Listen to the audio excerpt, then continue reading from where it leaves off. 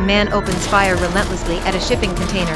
With everyone inside, not a soul to be safer. Yet, the woman perched atop the container's lid. Luckily she survives. As all of them are stowaways, they forbid to leave. The woman continues to exist within the ship's hold, but soon, the ship encounters a shipwrecking. She's knocked unconscious. When she awakens, the container gradually fills with water. She hurriedly peeks outside through a bullet hole, only to discover she's afloat in the ocean. She attempts to seek rescue, but last night's shipwrecking smashed her phone into pieces. The woman feels despair starting to loom, but for her unborn child, she'll forge a way to resume. She searches the container's depths all around, only to find an old phone that locks with the password, an electric drill, and half a bottle of water. The wooden boxes nearby have dry hoodies, a versatile knife, and a roll of tape to mend the bullet holes to avoid the container's subsidence by coming water. As the woman ponders what she must do, a sudden, blood-curdling scream pierces through.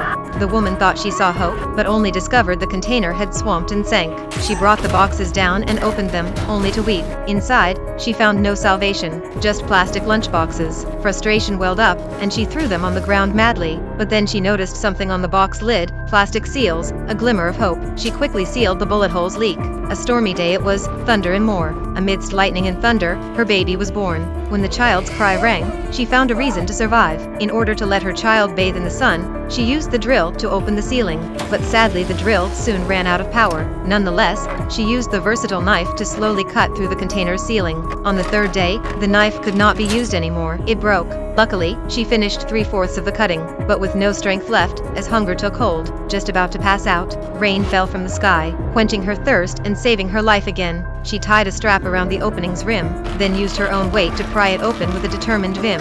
As the sunlight kissed her face, she shed a tear, climbing up with the child by her side. While cleansing her baby, she discovered that the fish like to eat the poo. She fashioned a harpoon to catch some fish to fill her starving belly. Yet her efforts with the harpoon were in vain, as the elusive fish slipped away from her again and again. She then fashioned a makeshift net in electric wire. Luckily, her fishing attempts found success. After a meal of fresh fish, she turned lunchboxes into a makeshift raft. One day, a seagull came into sight, which meant that the land wasn't far. But this day, the sea flooded the container, and with no choice, she placed her child on the raft. A passing fishing boat drew near, and seeing the floating child, they followed a rope and found the woman submerged. With their aid, the woman regained her breath. After 27 days of oceanic survival, she cheated death.